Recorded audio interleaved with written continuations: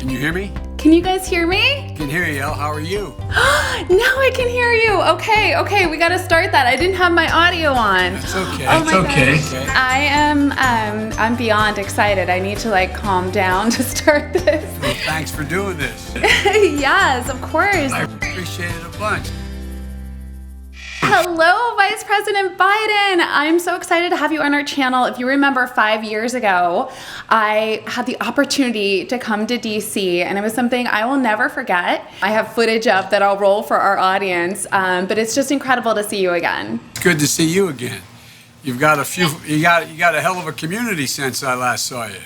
Yes, Pretty thank big. you. Yeah. I feel very, very fortunate. Yeah, we're just a group of moms that support each other, and that's why I was so excited to see your new proposal come out, because we're more crafty than political on our channel. However, I make the exception when it comes to moms and caring deeply about childcare and how we can fix this system that is broken. And so I just want to talk to you a little bit about your plan. If you could give us some highlights. Sure, be happy to do it. First of all, it's pretty important all the way around. I was a single dad for 5 years, and I found how hard that was, and I had a good job. I was a 30-year-old United States Senator, and I got a phone call saying my wife and daughter had been killed, and my 2 boys were badly injured, and so I didn't want to go to Washington, but make a long story short, it all worked out. But I found that it was really hard. Had I not had my mom,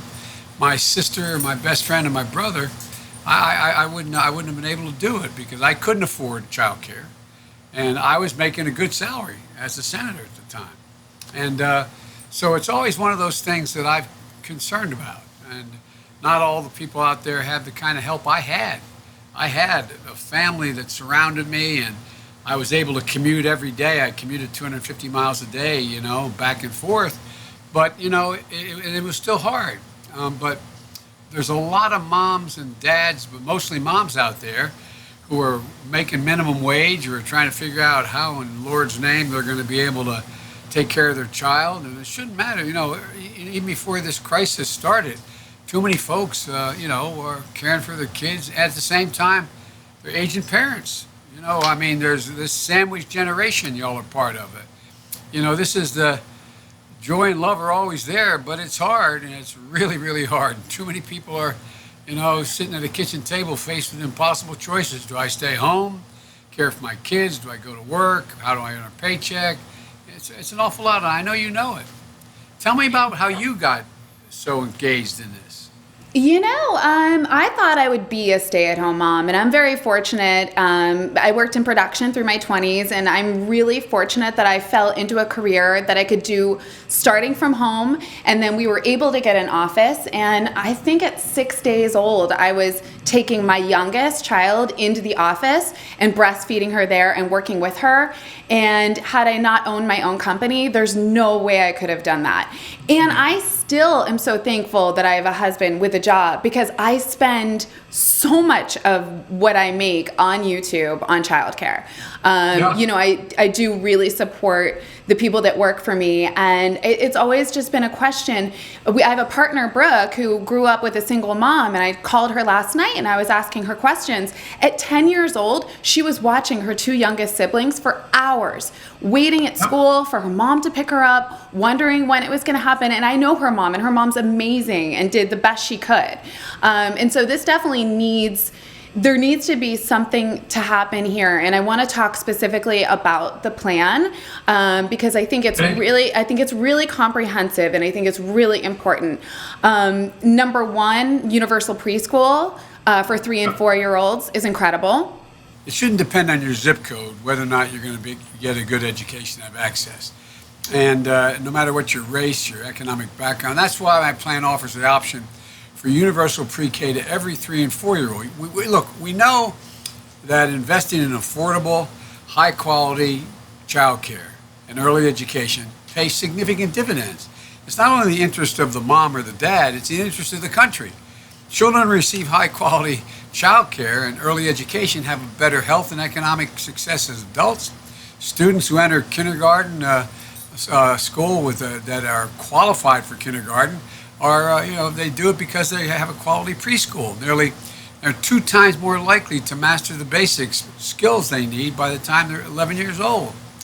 And studies show that high-quality preschool reduces school readiness gap. What I mean by that is school readiness is how prepared are kids for an academic and social challenges of a kindergarten and first grade when they enter those grades, and there's existing gap that exists now because so many kids come from circumstances that are really de minimis.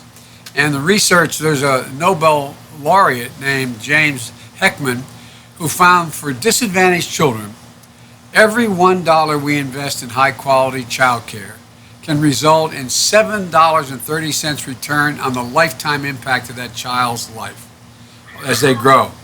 And as they grow up healthier, they do better in school, they earn more money over the course of their lifetimes. And, this week I released a plan to deal with that crisis.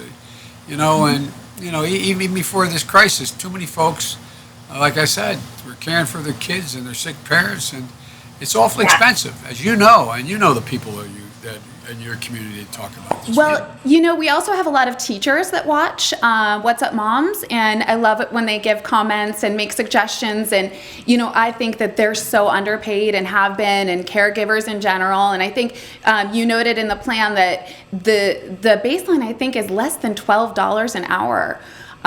Which is, it's not enough for what the investment is. Like you just mentioned, it's such a great investment. I also really thought it was great to give incentives for workplaces to have childcare available. I know that's why a lot of people love to work at Google and places like that when they can get those kind of jobs, because just to know your child is there and well taken care of is such a huge advantage. Well, there's 3 or 4 ways that we can go at this, and I provide for all of them. Number one is that we're going to provide money to states to give them the option to provide for the ability to have people in the classroom, or healthcare workers coming home to the home, etc., and easing the financial burden on working families who are struggling to pay for the cost of caring for a loved one. And no lower middle income family should spend more than 7% of their income on child care for a child under 5 years of age.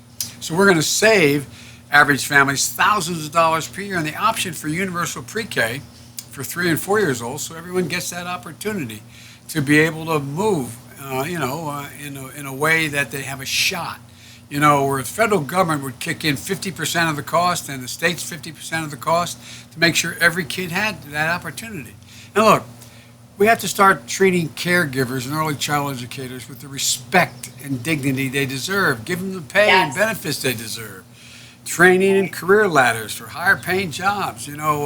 Collectively, the fundamental work they do is related to rights and protections that everybody should have. And look, when we do this, we put 2 groups of people back to work. The mom or dad that has to stay home to care for the child. They get back in the workplace and begin to make a living.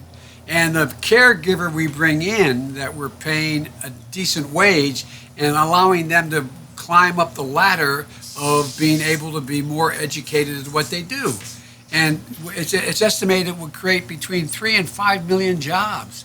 Increase the gross domestic product, move everything along. So this isn't just about making sure that people, the mom or dad gets the the home care they need for their child, but that it brings everybody along. I appreciate the plan. Again, I want to tell our viewers that I usually don't engage in politics, but this is so important. The caregiving situation, especially with this pandemic, is so important. Now, I just have one last request. My kids would really like to meet you, if that's possible. I'd love to meet you, too. Hey, guys! Come on down! Where's Ford? They've been waiting. Oh, my goodness. Hey, oh, my God. Can we all fit in here? Good. Hi, guys. How are you? And here's the little one. And my husband, Who's that Ralph. young guy behind you in the gray? Huh? Hey man, how you doing? How you doing, Ross? Mr. Vice President? Great to see you, pal. Yeah. Beautiful family. Hold them tight. Thank Okay, you. how many years? Let's go. I was told there are 8, 6, and 4. That's correct. So everyone, you want to tell Mr. Vice President your name? Ready? Presley, Presley? Good. Ford, Tess. Tess. Well, it's good to see you guys. You guys are, you know what? You got to remember, you're going to be each other's best friends your whole life. Yeah. Take care of each other, okay? They have been. There's been a few moments during this indoor Oh, I know. activity, but in general, they've been awesome and really entertaining each other. So I appreciate you saying that. And again, I can't thank you enough for meeting my family. This is a really exciting moment for us, and I really hope that this helps get the word out about your incredible plan. Well, thank you. But by the way, you said about you don't often do politics. I really, honest to God, don't believe this is about politics. I mean, this is about how in God's name do we help people care for their kids in a way that they can still make a living and we can grow the economy. And I don't think this, you know, a lot of Republicans agreed with what we were talking about, a lot of Democrats. I don't think it breaks down that way. I really don't. And, but Ross, I gotta tell Ross something. Ross, we have something in common. We both married way up. Yeah, We both married way up. And well, thanks, guys. Hey, guys, take care of each other now, okay? Okay, we will. Thanks again. See you later. Bye.